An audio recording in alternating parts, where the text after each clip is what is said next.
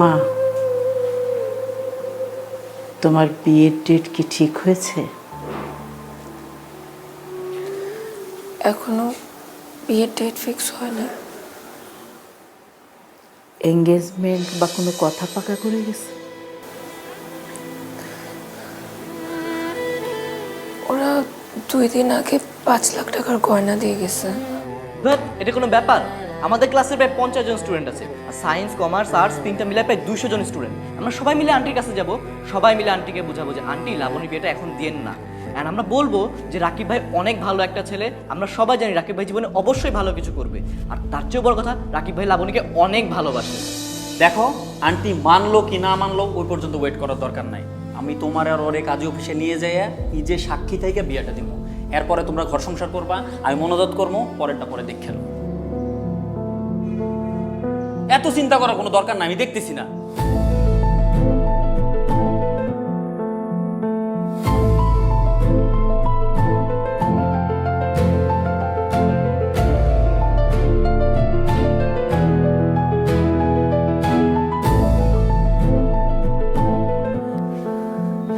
রাকিব, আজকে শান্তদের ফ্যামিলি মেম্বাররা এসেছিল, ওরা গয়নাগাটি দিয়ে গেছে। সামনের সপ্তাহে আংটি পরাবে আর বিয়ের ডেট ফিক্স করবে। আমি কি করবো? আমি কিছু বুঝতেছি না। আমি কেমনে এটা ফিক্স করবো বলো আমাকে? তুমি কই?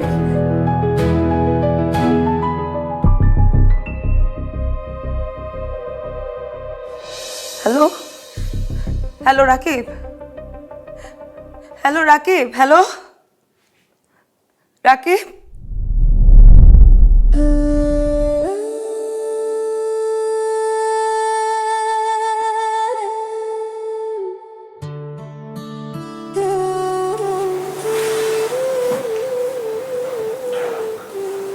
মা, তুমি তাহলে কথা বলো, আমি আছি।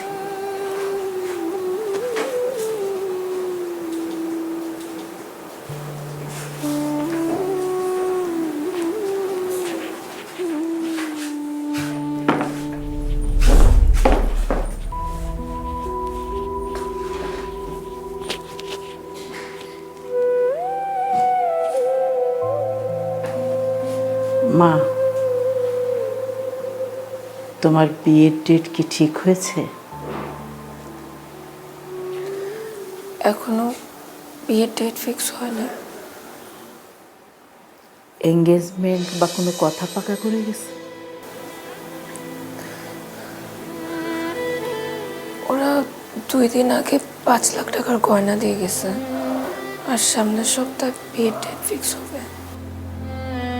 তুমি যে চলে আসছো, তোমার বাবা মা তো তোমাকে খুঁজতেছে, আর খুঁজতে খুঁজতে এই বাড়িতে চলে আসবে, একটা সিক্রেট হয়ে যাবে মা।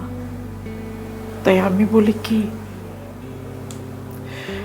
তুমি তোমার বাসায় চলে যাও মা।